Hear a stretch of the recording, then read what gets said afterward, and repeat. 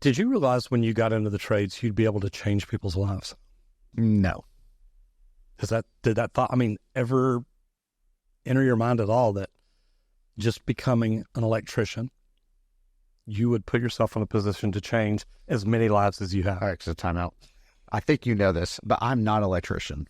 Well, okay. I didn't change the way I worded it. I don't want to go way down a path with you, and you're like, oh, God, I forgot that. No, Okay. you're good. Did you ever realize working for an electrical company, being involved in one, later owning one and running one, that you would be able to change people's lives the way you have? Tradesmen built America.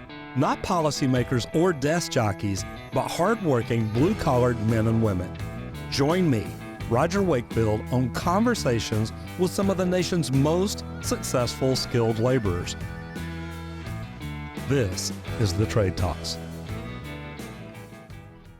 Yeah, I don't think that probably I was 21. I don't think the thought had occurred to me that in any business you could be a part of helping people change their life outside of that.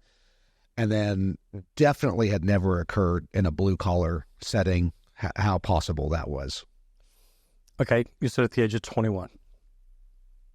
At the age of 21, 18, 21, around that age, did you ever think you could become a millionaire? Yeah. No, I have a very specific answer on that. My dad has had the same job for 47 years, and my mom was a school teacher, and I have a business partner, and he was a little bit older, and he asked me when I was 21, we were going to start this together. He said, well, what's your goals? And we talked about some stuff. He said, what about financially? And I said, man, if I could ever make $80,000 a year, that would be a game changer. And when I was saying ever, like, man, if I do this for the next 20 years and I can get to that wasn't this year. That was if I ever get. It wasn't like today where we walk in and think 80's the floor. You bet. That was our, yeah. Mm-hmm. I love that because I was the same way. My parents both worked jobs. Yep. Dad worked the same place for 40 years. Mom did a lot of different things, but ended up working for Kraft Foods for a while. And that's what I always saw. And people ask me that they're like, is it really possible to get into the trades and make $1 million? Yep. And I'm like, oh yeah. Yeah. It's not only possible, it's pretty easy to do now. Yep. Electrical. Yep. You got involved at an electrical company. Yep. I got involved in plumbing, so we're eternal enemies. Yeah. You talk trash about me, I'll talk trash about you. We're good. Why electrical? Yep. So it seems like it's the story of a lot of blue collar people, maybe just a lot of people in life in general. You kind of walk through doors as they open, especially if you're raised in a family where no one's talking to you about, long-term goals or changing the world or changing people's lives. You just walk through doors as they open. And I was working, at that age, 21, I'd started thinking about that I wanted to do something, with my life that I felt like mattered, and didn't have an idea of what to do. I was working at a cell phone store selling cell phones, and somebody came in and talked to me. They came back the next day, said, do you want to go to lunch? And then we went to lunch, and then came back like 2 weeks later and said, faith is a big part of our story. He said, I prayed about it, and God put in my heart to come back and ask you if you wanted to join my company. And so I remember saying, I said, God hasn't told me anything, but I hate my job. So hire me. I love that. And it's neat because, and don't get me wrong, I know a lot of people that everything they sell is just, look, it's all God. God this, God that. And it's like, I'm one of those people, and I heard a coach say it one time on college game day or something. And he says, I want to teach my kids that God's that little voice that whispers back here in the corner of your ear. And if you're not listening, if you're not paying attention, you're not going to get it. That's right. And I've always been one of those, I pray, it's like what's next for me? Yep. Where do I go from here? Yep. So I do. I love that. What was it like when you first started out? Man, so he had an existing, contract, true contract, and they were wiring buildings and stuff like that, and joined him. And at the time, his wife was doing a lot of the back office stuff, And I came over, and maybe I was 20 at that point, and 9/11 had been a problem for them. He'd always ran a really good business, but in the GC world, when someone just doesn't pay you and they can wait you out and you're a smaller contractor, they'll just squeeze you out. And that's kind of what had happened to him. And so I'd got in there, and the only thing I had going for me was I was just willing to work as hard as I possibly could, and would learn from other people. And so, man, it was the Wild West. I could talk a long time about it, but when someone says, how did it go when you started? About 2 months in, his wife got double pneumonia and went to the hospital, and she was there. They didn't think she was going to live, so he was there for about like 8 to 12 weeks. And we talked a couple of times, and he's like, man, just do the best you can. And so we had I remember we had this small remodel, and I had seen him as an estimator, and he had this book, that you estimate. The answer book. And so they'd sent over this thing. I was like, man, this can't be that hard. And I got this thing. So I go and find this book, and I flip it open, and I'm like, son of a bitch. Like, what? I don't know what to do on this. And so shut the book. And I didn't know this was bad. I didn't know this was bad mojo at the time. I was just like, man, this is one of his friends. So I call up one of his friends that was also in the same industry. I said, man, I got this thing. Can you give me a price? And his friend was like, yeah, we're bidding on that job too. At the time, I was like, oh, okay, that's easy. Just tell me your number. Yeah. And so it was the Wild West. I had all these blue collar guys coming in that hated my guts because I wasn't a blue collar person at that time. I wasn't white collar. I just wasn't, an electrician. And so it was hard. I tell anybody that, man, the first 5 years is hard of starting a business. I'm not saying the rest of it's easy, but the first 5 years is hard. That's why most companies don't make it. That's it. They really don't. Yep. There's a lot to do and a lot to learn. Yep. So yeah, it was bumpy there at the beginning. And it's funny, I jotted some notes, and believe it or not, yesterday I was going through and I found some of these journal stuff that I'd written down, and I just immediately read it, and it gave me anxiety. I was like, oh my God, I'm never going to get through this. Like, so, but yeah, it was hard. About 6 months into that, Mark, my partner, at the time I was just an employee there, but it had gone down. We went from like 30 people down to maybe 10. I didn't need a lot of money to live. I actually lived with a friend. And so he told me, man, I'm on a baseball team. My son's on a baseball team with another guy, and they're into this residential service thing. And he said I should look at it for electrical. And there was an organization that was starting best practices for electrical. And back then it wasn't like, I think plumbers and HVAC guys had kind of figured out that there's a big demand for residential service, like in the 90s and even the 80s. In electrical, that just wasn't a thing. There was really no such thing hardly as a residential service electrician. Now, there were people who did residential electrical service that also did commercial service, that also did new wires. You bet. But there was just a handful of people doing that, and they were starting it. And he came back to the office and said, I think we should go down that path. I was like, okay. And so we joined Best decision you ever had. It wasn't even a decision for me. I was too dumb to even have an opinion. I was like, okay. And so we joined a best practices group, started learning. And about a couple months into that, he came to me and he said, why don't we just be 50-50 partners on this thing? And to this day, we still are. This video is sponsored by Leak Pro. Go check out leak-pro.com.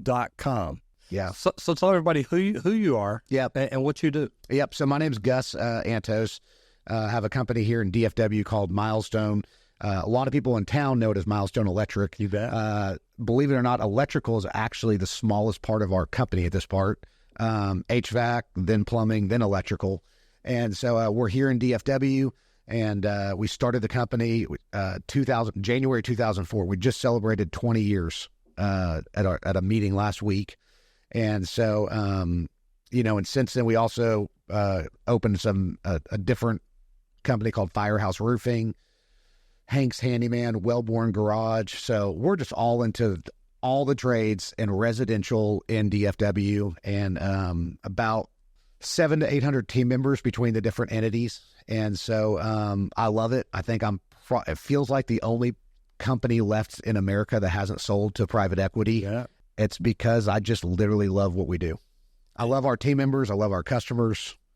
I don't know if I had that much free time, if I'd be a very good person. And either they call you every day or you've got so big now, they're like, yeah, we can't even talk together. That's right. That's right. It's one or the other. Yeah. That's a neat thing. And I love the fact you're like, look, I'm not an electrician. Yeah. But you own an electrical company that has done amazing things. Yep. The growth has been phenomenal. Best practice groups you started with in the beginning. Now you used to be or still are part owner of one of those. Yep. I've heard you speak on stage, and the way you present yourself, the way you talk about everything you do, I love what you do. I love the faith-based company, and you show it and prove it. It's not just something that's in the yellow pages. But to grow and learn electrical along the way. Yep. And to become one of the best. Yep. What did you have to do to become, look, me, we've had this story. Yeah. I wanted to become a great plumber. Yep. You're a great businessman. I love sitting and talking to you and even seeing you on stage and listening to you talk about businesses. What made you become great? How did you learn to become, did you go to college at all? I went to 2 years. I was going to try to become a veterinarian, then quit. And Aren't you glad? Thank God. First of all, thank you for all the compliments. You're more than welcome. It's about constant learning. And I think we all have a right not to have a college degree or formal education, whatever you want to call that. But I think in life, we're kind of we're required to keep learning. So you don't have to have a college degree, but you do have to be a learner. And so go ahead. No, you go ahead and finish your thing. And so I think along the way, couple different things inside that, your question or statement. As far as being a good electrician, clearly I'm not that. I used to take all the phone calls, dispatch all the calls, and every now and then a customer would say, well, how long, because the customer always thinks they're talking to an electrician or plumber. Absolutely. They say, well, how long, have you done electrical work? And I always say, I feel like I've been around it my whole life. Great answer. I love that. And so, as far as the electrical thing, there's no bones about it. I never try around our team to tell them that I know about electrical, and that'd be disingenuous. And there's people that have literally risked their life learning that trade, same as plumbing, same as HVAC, and they put in so much diligence being great at that. It's funny. There's so many books about leadership and all this other stuff. And don't get me wrong, I do think that there's a lot of value in that. But, and maybe it's why I like the trade so much, and I'm not trying to take this into a faith-based thing, but man, I can't, at blue-collar trades, if you read what's in the Bible, it goes a long ways, because the blue-collar people are some of the most genuine, good-hearted people on this planet. And what I mean by that is, it says it right in the Bible, just be authentic. You bet. Just be humble. An electrician he doesn't mind listening to someone like me that's not an electrician. Mm-hmm. He has a problem with it when I try to pretend like I know more than him about the trade. And so I think just being authentic and getting on people's level, making them feel appreciated. I genuinely believe that since the time I got around it, I had a genuine belief that just because you went into the blue collar field as a team member, that doesn't preclude you from having the same comfortable lifestyle as someone who went to a 4-year college. Mm-hmm. I've been saying that. I think we probably all have, but at least since 2004. And my team would hear me talk about that, and they would see it in the actions. And so, another great thing about blue collar is, or at least the trades that we're in, you say, where did you learn? That first 10 years of the company, if I had to sit here and list off all the companies that I've been to and all the owners that shared with me, not because they stood to gain anything from it, but they're just like, man, you seem young and you're willing to listen and you're appreciative. I'll come here and I'll teach you everything I know. And that just made sense to me. Like, I think it makes sense to most of us. And I would be lying if DFW is a great market. No, it's wonderful. And so it's been really good to both of us. I can say that. I see people in smaller markets that with 100,000 people, and I go visit their shop, and I'm like, you guys are way better operators than we are. You know what I'm saying? Yeah, they've got to be. Yeah, and so I think that's a big part of it. And so I don't know if that answers a specific question. No, it does. And what I started to say a while ago, one thing I teach, one thing I believe in is we should never stop learning. Yeah, never. I was literally trying to book flights earlier to go to a conference. I go to conferences, I learn. I go to courses, I learn. I hire coaches, consultants, and mentors. To me, most tradespeople, and I know I was guilty of it, and I've seen it through a lot of others. I got in the trade to become a plumber. Yep. The day I got my plumbing license, I was like, just leave me alone. Let me plumb. Yep. Nothing else to learn. I'm a plumber. So Yep. that's what I grew up to be. And then a few years later, I got into the union and had an opportunity to go to a med gas class. And I went to this class. I thought, oh, wow, this is cool. I'll learn something new. And then, I talked about Speaks Plumbing. I went over there to visit them one afternoon. And one of Graf's brothers says, hey, they call me the little brother, says, hey, little brother, you got your master license yet? I'm like, no, why? He's like, well, all of us do. I just kind of thought you may have. Then peer pressure kicks in. Yeah. So it's like, okay, so I got my master's and got all the endorsements. Well, I think most people in the trades, unless they work for a company that believes in training, they stop learning the day they get their license. Yeah. Do you see that? Yeah. I mean, I hate saying it. I think that's the world that we live in. And it just, in general, but because we're close to the trades, we see it there also. And it's what I was trying to say is, I mean, you have a right not to have a degree, but I hope we all teach our kids, you don't have a right not to have an education. You bet. And the educations, I mean, they come a lot of different ways. And I do agree with you that a lot of people get their license and they become content. And I think we have to stop and say, and maybe that's okay, that we all have a different definition of success. Mm-hmm. And I have two little boys, and one thing that I've tried to talk about them with at night is it's a question I ask them is, who's more successful, the president of the United States or the school teacher? And we go through these little things, CEO of Apple or the pastor at the local church, who's more? And it's the answer that I hope that they know at this point is, it just depends on what that person wants to do. Mm-hmm. And so one of the things I tell our team is, man, if you just got your license and you are content coming in and serving our customers and doing this, God bless you. God bless you. You're going to go home and take care of your family and all this other stuff. Then I'm here with you. If you got your license and you're about to get your master's license and then you're going to go start your own company, then I'm here with you.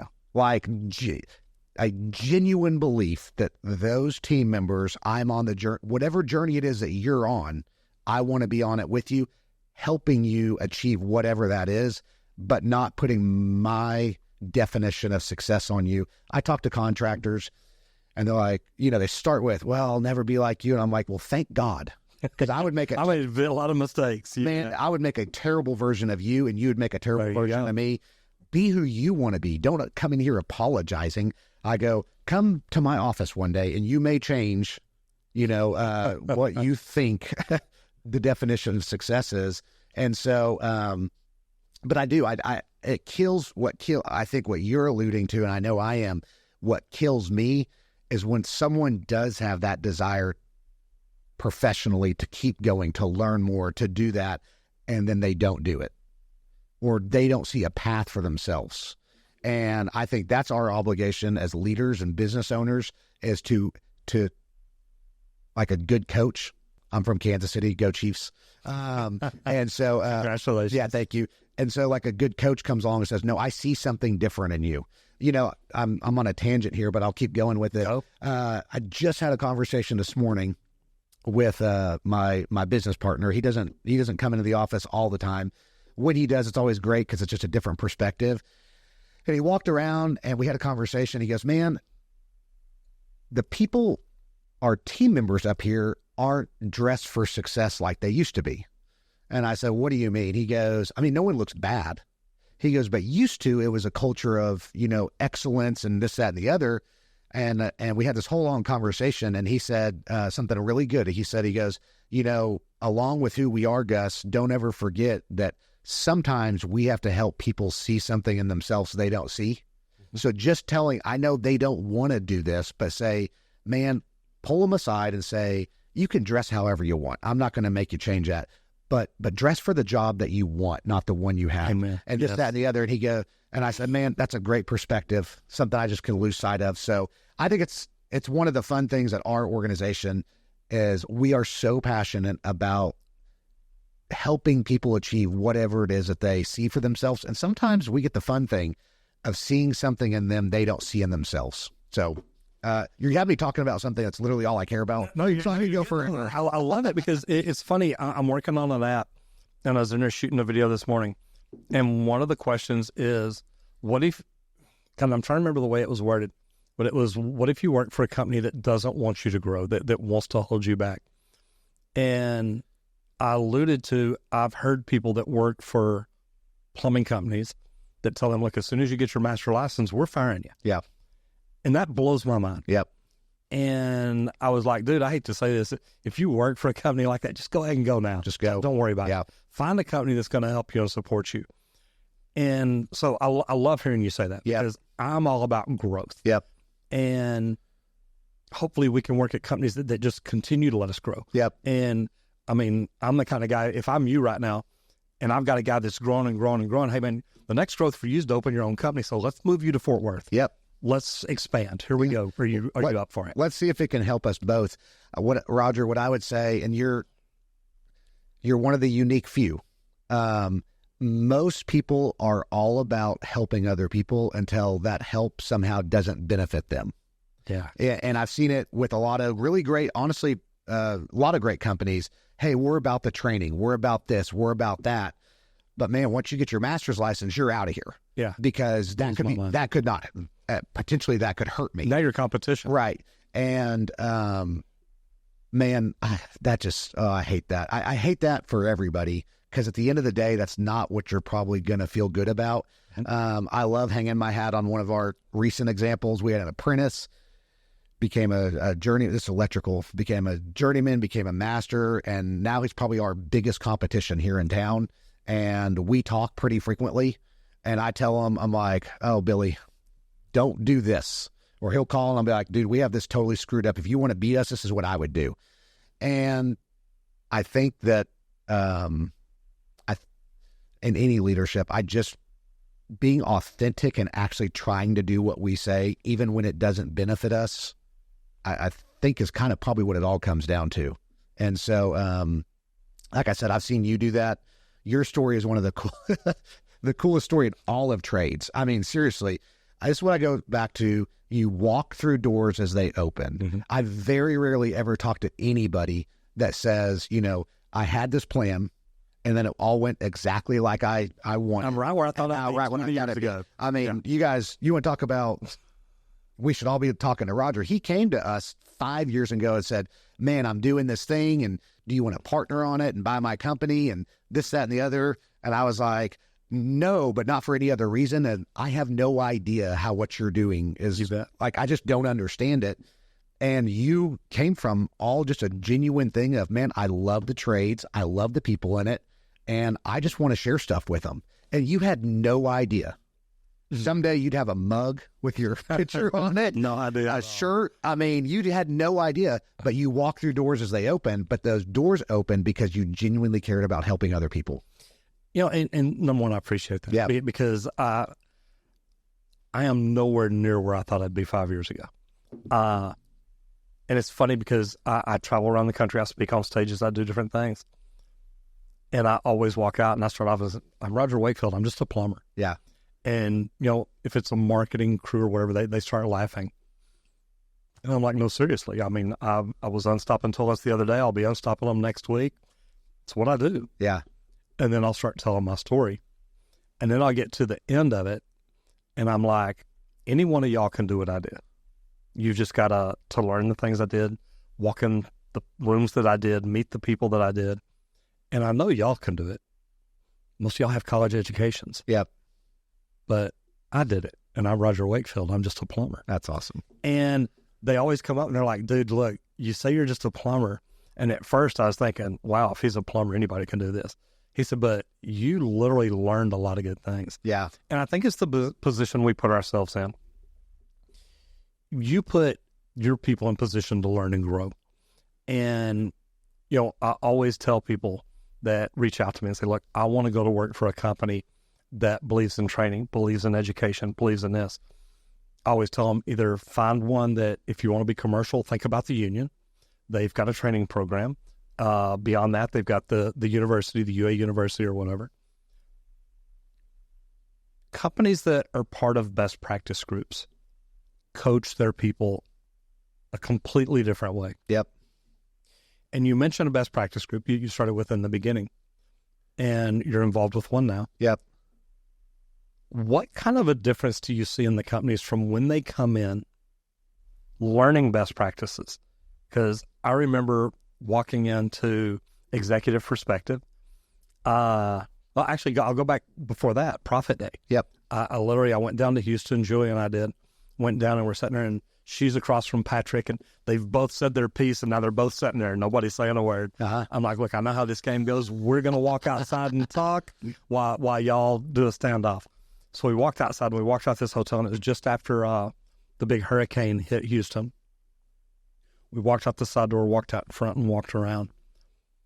And the pool was down on the other end. I thought, we can go down there and sit down. And we're walking, and I felt like this was something we needed to do. And I said, and we were broke. Yep. I mean, we weren't doing things right. We were trying. And I didn't even want to look at Julie's because I didn't want her to see it in my eyes. But so I looked down at the pool. I said, Julie, do you think we can afford to do this? And I sat there a second, and I looked over at her.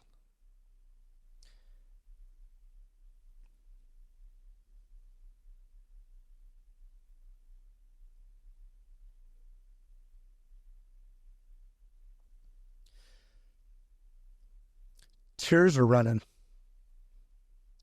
down her face. And she looks at me and she says, Roger, we can afford not to. Yeah. And I saw what a huge difference it made in just the way I looked at things. So we walked back in and said, we'll sign up. But you said you've got Expo in 2 weeks, I think. EP's next week. The only way I'm signing is up if we get to go to all that. That way we're jumping in. He says, I think we can make that happen. Yeah. Okay, then we'll do it. And I remember walking into EP. There's a coach named Bill Weaver. And Bill's talking about, I'm going to be all up in your business, get you straightened out, do this and this and this. And I looked at Bill, I said, Bill, look, I just need you to teach me to make my phone ring, which is what I thought we all need. Yep. And he says, Roger, are you making money on every job? I think so. He said, but what if you're not? What if you don't know? What if you're losing money? I said, okay. He said, what if you're just losing money on most jobs? I said, okay. He said, what do you think happens when your phone rings more? Man, I was just like, wow. And I said, okay, I'm here to listen. I'm here to learn. Yeah. And it's an eye-opening experience. What do most companies not know when they walk in a best practice group? Yeah. So, I mean, that's a super cool story. And as you were saying that and getting emotional, I literally can feel that same emotion of when I was younger, I didn't have a wife and kids. So the gravity of making that decision wasn't the same, mm-hmm. but I still remember what it felt like. And at the time, it was just like, we don't have that amount of money. We literally wrote him a hot check. I told him it was hot. Like, I'm going to do this, but you're going to give me some time. Yeah. And so, that organization was called Certain Path, and you alluded to it, that they bought it from another group. And when they bought it, I was always just involved.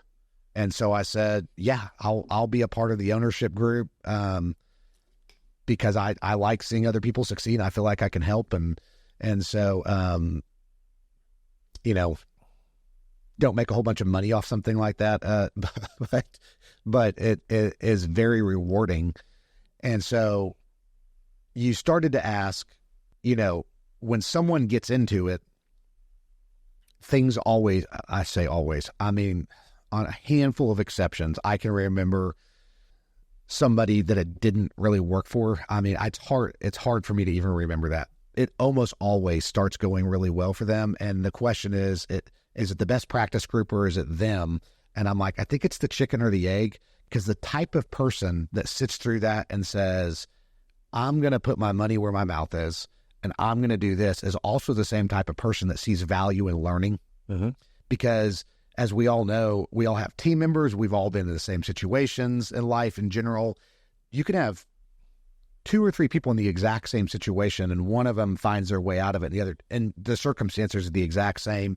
All I'm saying is that generally it's the person, but the person's willing, and then a best practice groups comes along that is willing to teach, and that takes that person willing to learn. And at the end of the day, I'll just say it always works. Like, it always works. Because what's interesting about a best practice group is they're teaching you very specific things to do in your industry. We're not learning about, if a contractor calls me and says, what should I do, or this, that, and the other, I go, just join a best practices group. I don't care which one, just any of them, because it's not a book on the 10 laws of leadership. Right. Yep. It's, here's the 10 laws of contracting, is you got to make money on every job. The 10 laws as a plumber. Yes, that's right. And so I think it's just what I call a one-to-one. What they're teaching is immediately something you can go back to the office and fix. And if people watching this are in residential services, if you're in a market and you see a company that you're like, man, I think they do a pretty good job, or I'd want to be like them, I'll just go out on a limb and tell you they are in a best practices group or were for a long time. And I'll meet someone here in Dallas, and there's Milestone, Baker Brothers, Berkey's, these other companies, and they'll be like, I go, we all learn the exact same thing. When you had your company, Rescue Air, we all know each other. I know you because of best practices group. You bet. So it's always like a secret. They're like, y'all didn't. I go, no, none of us figured this out on our own. We're all copying each other. So it's really funny that first expo that I went to. One of the dinners, they have the wives' dinner or lunch or whatever, and then everybody else. And so I'm walking in, I see a table that has, I think, a blue flag for plumbers. So I go sit down, there's 2 empty seats, and I'm new, I don't know anybody, so I'm not really paying attention. I just asked the guy next to me, I said, hey, is anybody sitting here? He says no, so I sat down, and all of a sudden to my left, I hear, man, I see your trucks every day. And I've got on my Texas Green plumbing. Yeah. And I looked over, and it's Jimmy Dale. Yeah. And I'm like, dude, I see you every morning. Yeah. And he's like, no, seriously, I see your trucks every day. I said, I've got a plumber that lives out by you. Yeah. So it was pretty funny. I mean, you see what at the time is one of the biggest plumbers in the world. Yep. That Yep. because you see him, between him and Milestone Electric, you see him on TV every single day. And it was just like, oh my gosh, this is Jimmy Dale sitting here. And it was funny because just the nicest guy. And he's like, man, it's just, neat seeing you and yada, yada, yada. So it's fun to have those conversations and get to know that, look, these people are just like us. They're here learning and growing and doing this. What are the 1 or 2 things that most people walk into a best practice group and don't even know that they don't know? Man, that's really good. I have, it may be answer 1 and 2. Mm-hmm. I could talk about financials. I could talk about margin pricing and all that. I think that most people are there because they're like, something is off on the way I'm doing this stuff. You bet. Most people don't come to a best practices group the same way most people don't come to faith, because everything is perfect. You bet. Yeah. It's actually the opposite. Amazing life in the world. It's time for me to go to church. Boy, how else do I make it? Yeah, it's usually the opposite, right? And so the one, I'm just going to call it number 1 and 2 that people don't realize until they start into a best practices group. And maybe someday if I have the time, there's a book called Good to Great. Oh, yeah. Jim Collins. Love it. Maybe someday if I have the time, I'm going to write one that's just for the trades, just for home service companies. Because one of the cool things after 20 years and being a part of best practices group, I've talked to almost everybody. Oh, yeah. And I've learned from almost everybody. But if you sat down and said, can you write me down the characteristics or the unique things that some of these companies have done that have been really successful? Number 1 and 2 is what I'm about to tell you. And then I could also tell you the things that I see them, that the companies that don't do things well, even though they may be big companies. I'm not talking about, I don't care if you have 1, 2, 1,000 trucks. Mm-hmm. I'm just talking about a well-run company. And I define well-run as peaceful. Everybody isn't coming in with hair on fire. The owner, whether he likes going to his vacation is going to Hawaii, or his vacation is going to his local fishing hole. There you go. Doesn't matter. You bet. Getting to do what makes him happy, and nobody's calling him and blowing him up and all that. Maybe someday I'll have the time to do that. Number 1 and 2 that they don't know when they get there is they're in the people business. You bet. Our product is a human being. And, a lot of them got into the trades, a lot of them in contracting, where your product was actually a building or a finish out. And yes, it takes people, but all the focus was on like this end result.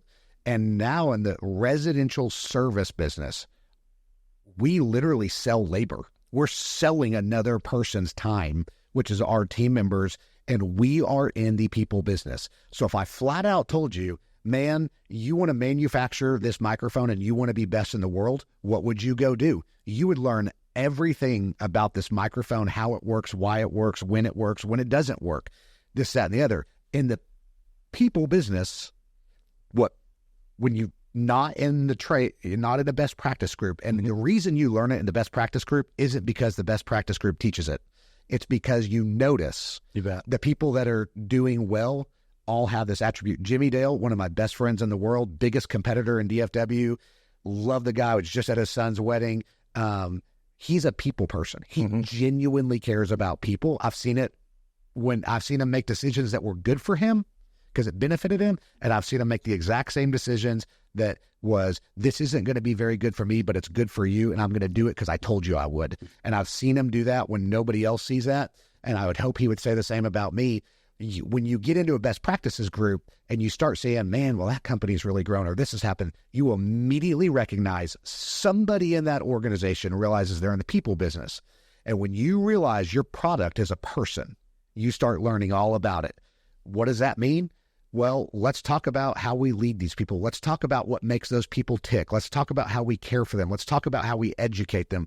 Let's talk about culture index. Let's talk about how do we train them? How do we listen to you and say, man, what's important to you at our company? What am I doing? I don't think owners like it. We do these roundtables, and I'll sit down with everybody. You got me on something again I love, so I'm sorry. No, I love this. We'll sit down at a table, and you can ask our team members. And anyone that's watching this, if you want to come visit Milestone, 2360 Chris Road, come on over. We're there.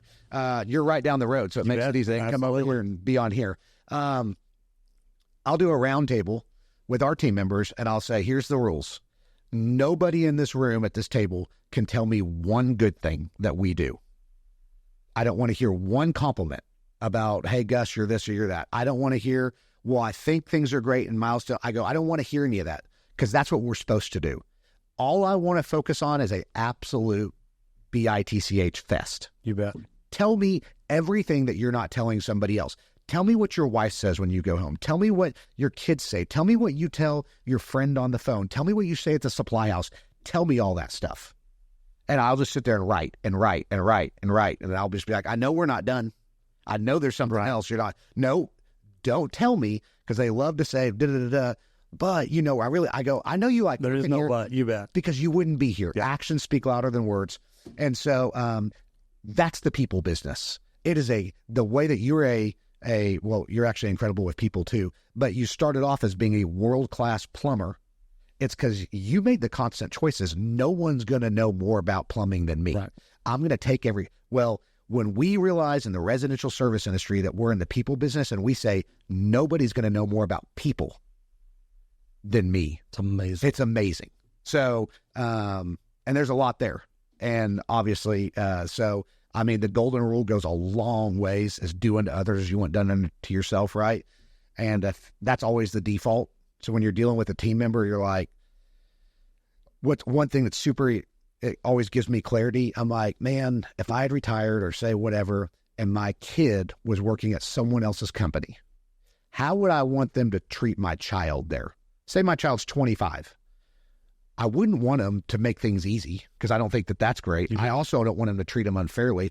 I would want them to say to my kid, and you don't want to come to work like that. You don't want nose rings all over your face and everything else going into a customer's house. It's not that I care, but we don't know what that customer thinks. Mm-hmm. I don't have a problem with tattoos, earrings, piercings. I don't give a crap about any of it. But there's a bunch of stubborn people in life who do. A lot of old people that complain about that. So I approach it from, man, I'd want a boss there that mentors him, that cares about him and stuff like that. So try to get him good benefits and stuff like that, but don't give him anything he doesn't earn. It's not what we're talking about. So I think that's the number 1 and 2 thing when you join a trades group. You immediately become enlightened. Like I said, man, they're going to teach the finances and they're going to teach how we price our jobs. But people have a general awareness of that. It's the companies that have a revolving door of good talent it's so hard for them to succeed because they get a guy really trained up and then somebody there doesn't understand they're in the people business and they run them off. And now you're starting all over at ground zero with the next guy. So yeah, Tommy Mello talks a lot about that. Yeah. Building his people, making his people happy. I heard you on stage one day talking. You said, look, I have one job at Milestone. It's to make sure everybody there's happy. Yep. And you said, I'll walk through and it's like, how you doing? How you doing? How you doing? And you get that one person that's like, yeah. It's like, okay, wait a minute. Come on. Yeah. What's wrong here? Yep. And it's true. Yep. If your people are happy, everything's going good. Yep. And going to go good. And I love your roundtables. I got to hear Duncan McCardle speak, who used to be the guy who Disney hired to go build Disney over here. And he'd come look at my lot and say, wow, okay, yeah. I was building Disney. What would I do? What could I come up with? And then he'd come back to the Imagineers, and the Imagineers have a deal where, okay, you can't say but. So you go around the room and you say, okay, Gus, if you were building the craziest thing, what would it be? Man, I'd build a spaceship on it that could fly to the moon. Roger can't say, yeah, but I can't do that. Yep. You can say, yes, and. Yep. Yes, and it'd be really cool if that spaceship, I don't know, pulled you behind it skiing or something. So, you're skiing to the moon. Yep. And you can just keep adding on and adding on and on. And then at the end, you come through and say, okay, so we've come up with a whole lot of cool things. Now, in reality, what can you get down to? And I always love that because it's like you get everybody's imagination going, just going crazy. So I love that. There's one. Sorry, we're all over the place. No, I know. No, it's good. I do. I like this. I heard you on stage one time and talking about employees. You're very good about upfront contracts. And I heard you talking about bringing in a technician, and I don't know if you still do this or not, but like if you hired me, you'd bring me in and say, okay, Roger, look, we have a... Are you looking? No. No, I'm unemployable. I'm sorry. But you had the sheet or whatever, and it's like, okay, we have a card that you need to show the customer when you walk in and let them know, this is what you're going to get from me today. You're going to park right. You're going to wear your uniform. You're not going to wear somebody else's cap. You're going to do this. You're going to do this. You're going to do this. And you go through, look, these are our deal breakers right here. Yep. And I've gone over every one of these with you. Are you sure you can do these every day? Yep. And you're guys like, yeah. I want this. Okay, because you're going to sign this. Yep. And if we have a conversation about you talking about this again, yep, it's not going to be if you can do it. Yep. It's going to be who you're going to work for next. That's right. And I heard this, and I was like, oh my God, I love that. Yep. Straight to the point, look, flat out. This is what I want from you, or you're leaving. Yep. And I'm going to ask you again before you sign it. Are you sure you agree to do all this? Yep. How good does that establish your relationship right from the get-go? I mean, I know it's everybody in life, but especially blue-collar people like straightforward, honest talk. Mm-hmm. Don't BS me. You bet. Don't be disingenuous. Don't move the goalpost. Don't tell me it's going to be one thing. We do something that after 90 days, after we hire them, we come back to them, and it's the exact same. It's not with me because I've learned that people aren't always truthful. It's ridiculous. Yeah, they think I'm like everything you said here. You bet. And I'm like, God, I can't fix anything you don't tell me. But they'll do it with somebody else, and it's really simple. Since we hired you, or did we do everything we told you we were going to do? Since we hired you, did we make you feel part of our family? And these aren't the exact questions, but everyone can figure it out. One of the things I always ask, and that 90-day thing, I just get someone that people feel comfortable talking to. Like, if you would come do it, it'd be great. I want someone that team member will just spill the beans with. One of my favorite questions is, now that you've been here for 90 days, what has another company done that's better than we do it here? And so, to your point, we have those lists of non-negotiable things that we kind of talk about. And the only thing that I try to train I don't get to do all those conversations. You got a lot of people. Right. But what I try to train our team is, don't ever tell them you're going to do this, you're going to do this. Say, this is what we do here and here's why. Just explain the why. Nobody likes being made to do something. They like being explained the why and then given the opportunity to choose yes or no. And so on those things, we try to tell them the why. Man, this is why we wear uniforms. This is why, we at Milestone, a lot of people don't like it, but we do drug testing, we do hair testing. And we just explain why. I cheat on that one. Yeah, it's just, we spend a ton of time and money telling people the type of people we want to be and that we're going to trust in your house and this, that, and the other. And this is the best way that we found to do it. And that's why. And if that's a problem for you, this doesn't mean you can't work here. It's tell us that, and then let's get you some help. We're not going to kick you out on the street. That's not who we are. You bet. And so we go through the why, and it's exactly what you said is at the end, say, I'm going to have you sign this, and I'm going to sign it too. Because at the bottom of it, one of the parts is, here's what I'm asking of you, but here's what we're going to commit to as an organization. We're going to try to help you succeed personally, professionally, and spiritually in all areas of your life. And these are the ways that we're going to do it. If I don't do these things, you have this piece of paper you can bring back to me and say, Gus, you guys aren't living up to what your part. And you know what? On their thing, all we try to say is, this is what you have to do to work here. You're going to not do them some of the time. We know that. You're not perfect. What we're going to say is, when you do not do them, we're going to come back and say, hey, remember what we said was important here. If you've changed your mind and you're not going to commit to trying to do these things, we told you from Jump Street, day one, it's not going to work here. Yep. And so, and man, I always start, I told someone this the other day, talk to a lot of people in the trades, especially someone who's leading a company where they don't get to talk to the technicians every day. Mm-hmm. If they don't lead with this one sentence, let me tell you what's supposed to happen. Let me tell you what I think is happening. Then I immediately start discrediting everything that they say. Yep. The reason is what are we in? We're in the people business, and people are messy. People have bad days at home. They go through divorces. They have sick kids. They have financial problems. And you know what? All of that comes to work with them, and we're not very good human beings where I'm like, man, I'm sorry that your wife left you, but your uniform's not right today. Go home. We don't need you here. Now your uniform's wrinkled. Yeah, it's like, man, what's going on? Okay, can you do me a huge favor? This is something we got to get right. Can we get this right? Then, and so we're working through that type of stuff.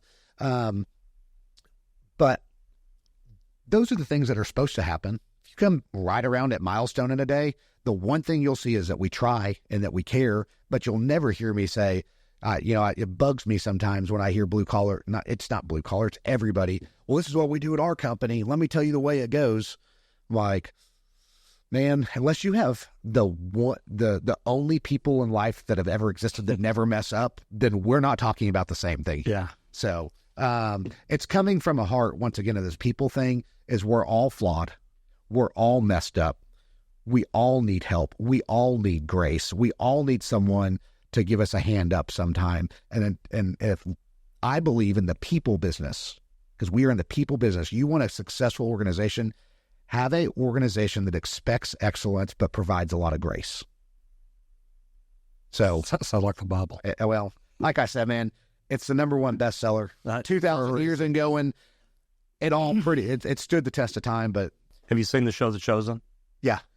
So my YouTube coach is the executive producer. Oh man, good for him and you. Yeah. It's pretty cool. That's the people that built the Chosen app. Yeah. Or who's building mine. Awesome. So cool. Neat stuff. Yep. So you're in the people business. Yep. And before we went to lunch earlier, you're like, look, I don't know that I'll retire, get out of it, whatever. What is your why? Yeah, that's a great question. I mean, if someone's watched a little bit or all of this, they're going to learn my why is just the people, is enriching our team, customer, and community for earthly good, and I hope eternal rewards. I mean, that's it. The reason we haven't sold our company is there's oh man, what's that guy's name? He's a country artist, but he has a song called Doing This. I actually showed it at Luke Combs. Okay. And there's a song called Doing This.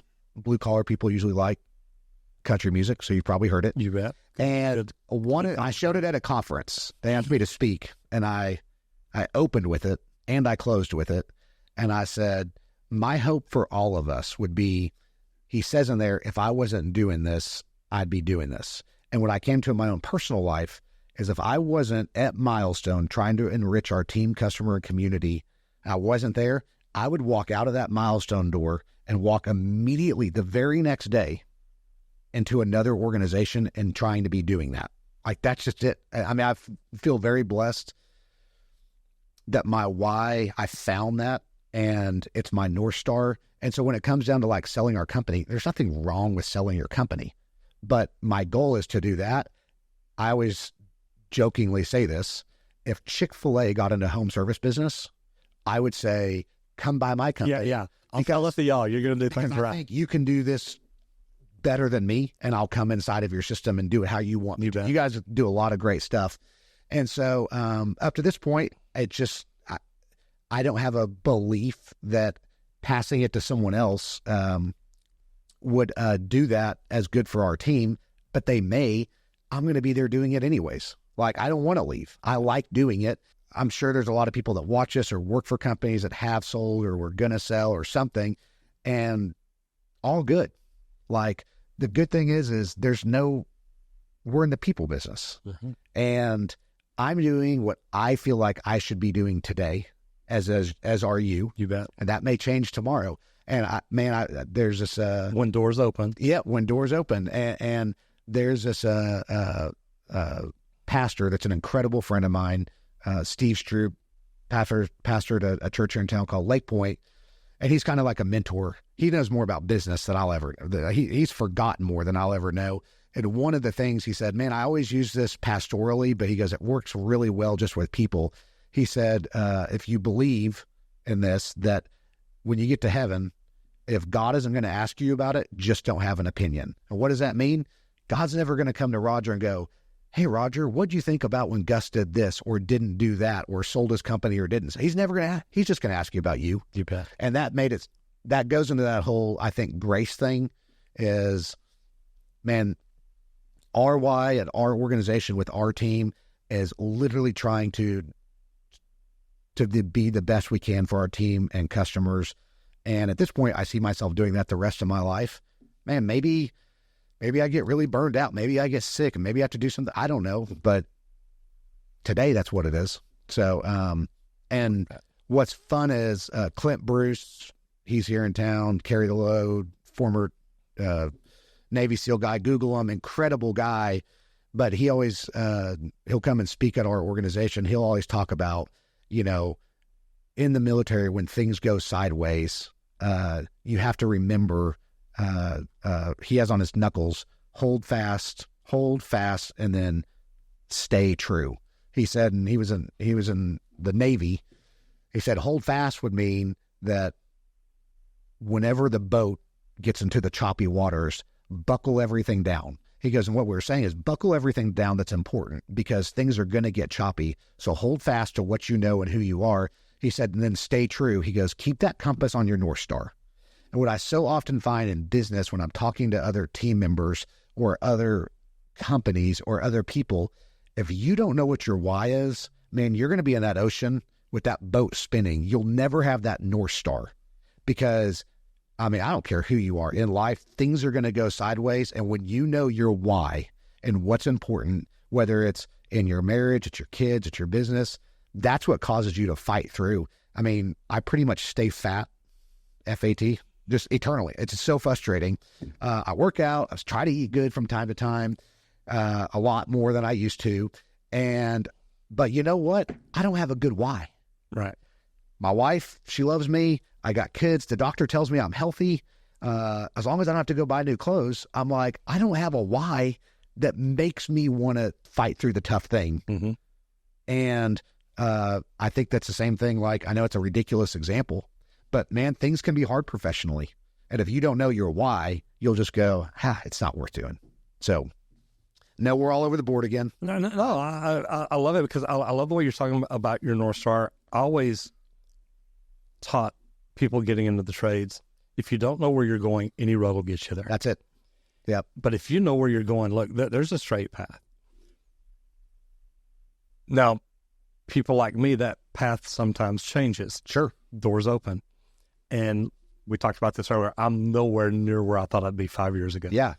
10 years ago. I mean, I thought I'd be a daggum good plumber right now somewhere. But I got to even disagree with you on you.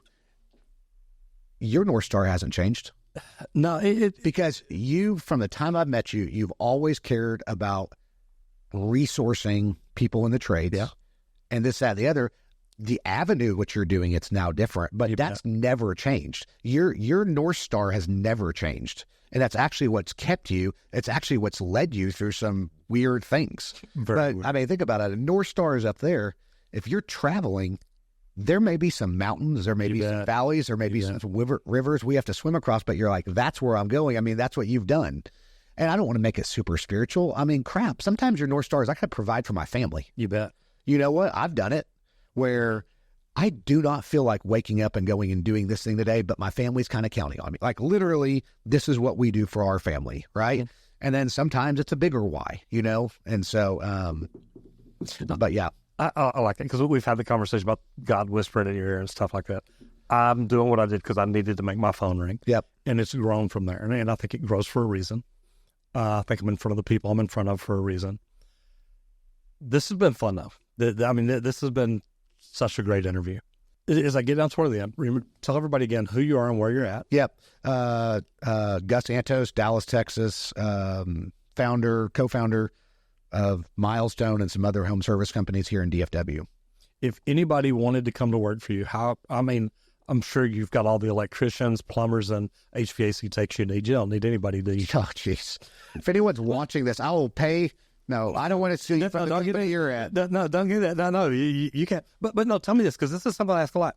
How many tradespeople could you hire right now? If I told you, Gus, I've got a barn down here with plumbers, electricians, HVAC techs, roofers, and handymen in it. How many people could you hire today? Oh, my gosh. I mean, I'm just going to say 100 without even, knowing. I feel like saying unlimited. Right. Because in 20 years, it's never been unlimited. You bet. So I'm just like, let me try that problem. Yeah, we're as close as we can right now. Let me get to, hey, Gus, we just have way too many quality trained people. What do we do now? Almost every big company I bring in, Beard Mechanical, Bert came in. I think even Tommy said it. Another guy from San Francisco. Yep. Thing. He said, I can hire 100 HVAC techs today. Yep. And never slow down. Yep. It's tough right now. Yeah.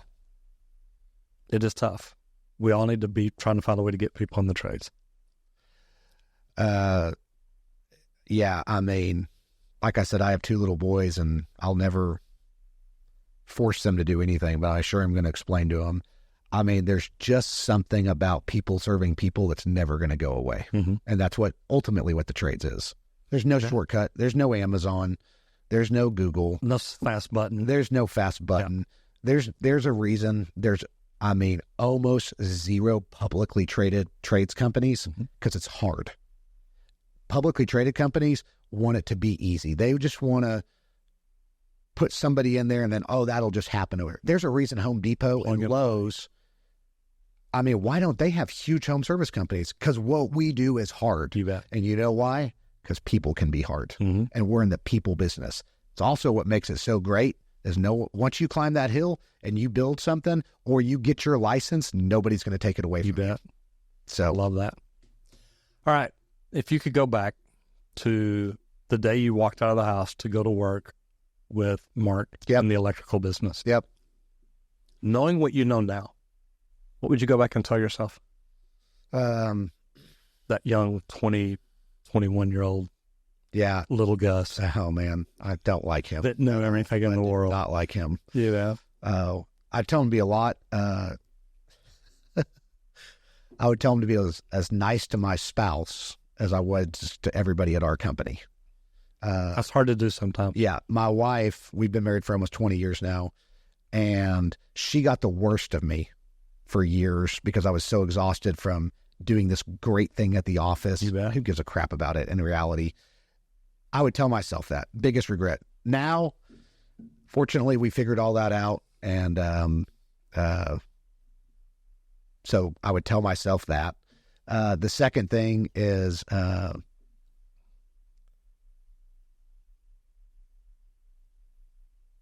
just enjoy the season that you're in. And this is, I think we all kind of find this. I know it's a problem for me and people with our same personality, is you always want something you don't have until you get what you have. And then you look back and just think, man, I'm happy I have that now, but I wish I would have enjoyed the season getting up to here. And my example for that is when we were growing the company, I was always so fixated on getting bigger or hiring this or whatever. Good intentioned. I mean, I think there's very little regrets about, oh man, I really mistreated that person and trampled over this. Or fortunately, I had a really good partner that was always a great North Star in that stuff too. But for me, it was, man, we're never going to be in this season again. Me showing up and doing the tech meetings, me running, late night service calls, having no idea what I'm doing with an electrician, at a company meeting where it feels like everything's going wrong. Like I have a big saying is the destination is the journey. Mm-hmm. And that's what we're left with is the memories. And I was always just in such a rush to get the next thing. And I would get it and I look back and go, man, I'm glad that happened, but I sure wish I would have just had more peace and enjoyed that other season that I was in before. And now I figured out the more peace and enjoyment you have in what you're currently doing, it seems like those other doors tend to open a little faster. And so I wish I would have done that. And then I wish I would have, I wish I would have learned to be more empathetic way earlier in life. I think because I was raised I started on third base when it comes to like thinking about people. I just have incredible parents. Mm-hmm. And I know it's a natural journey. I wish I would have thought a little bit more about, hey, that call taker person that you're asking to come in on that Saturday, and she's already worked Monday through Friday, but you want them to work Saturday because we can book more calls or we can hit the sales goal. And you've justified to yourself, Gus, that she's going to get paid overtime, which she needs the money. Did you ever go and talk to her and see if that's what she wants to do? And then I'll tell you this story and then I'll try to shut up here. We were at a company meeting, big annual awards thing. And I was giving away awards, highest sales goals, whatever. And I get off stage and I just see this lady coming up, making a beeline for me. I'm probably at this point 29. Comes up to me and she goes, hey, I'm so-and-so. I go, yes, nice to meet you. And she goes, I just want you to know, I think you're full of SHIT. And I go, why? She goes, you sit up there and you guys talk about faith and family and excellence and all this other stuff. She goes, I've seen my husband less since he started working at this company than I ever have before. He's making more money and all this other stuff, but it's not been what's best for our family. And so we talked about it and she goes, sorry I came up and said that. Ultimately, I know it's not your fault. She says, I'm blaming it on you. But it caused me to step back and go, man, these guys that are volunteering for these on-calls and doing this because we're trying to hit these sales goals and they're excited about it and this, that, and the other. But is this really good for them? Is this, and that's not our decision. And I get that. People are going to make their own decisions. But I think it took me like 10 years to be more empathetic of, well, what's this? How does it actually affect them? Even if they're saying, let's do that, or saying, yeah, I'll do it. It was just always trying to grow.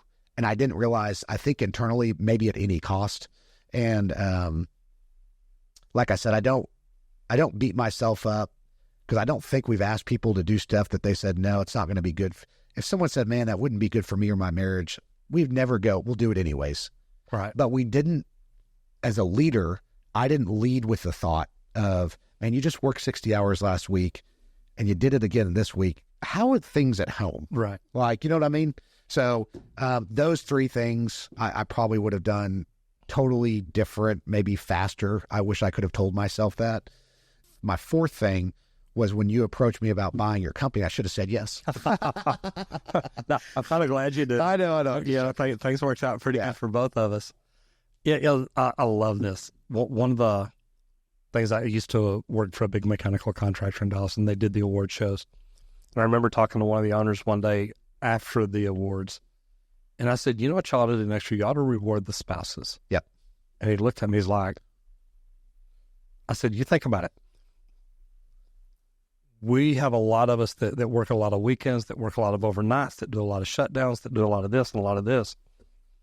So, you know, if you gave a spouse a 1 week vacation and say, hey, you can take your husband if you want to, or take your girlfriend, it's entirely up to you. Or you gave them, you know, a day spa weekend, and hey, you're going to this hotel. They've got a day spa. You're gonna enjoy it. Set out by the pool, relax, have fun, and they're like, wow, that's crazy. They did it the next year, and so many wives were like, dude, you can't ever quit here. That's awesome. You can't ever leave here. Yeah. So neat stuff. Yeah, it's awesome. Gus, this has been fantastic. I've been wanting to get you in for a while. I appreciate it. I know you're busy. I appreciate you taking the time. I love what you're doing for people, for the trades, for companies. So keep doing what you're doing. Thank you, and honored and flattered to be here. It's not often that you talk in front of like 1 million people. So incredible show. Love what you're doing for the trades. Hope everybody keeps watching. Roger would never tell you this, but send this to all your friends and tell him to become a follower. He's doing great work, and there's no way that somebody follows this show and doesn't become better personally and professionally. So great job. Thank you, sir. Yep.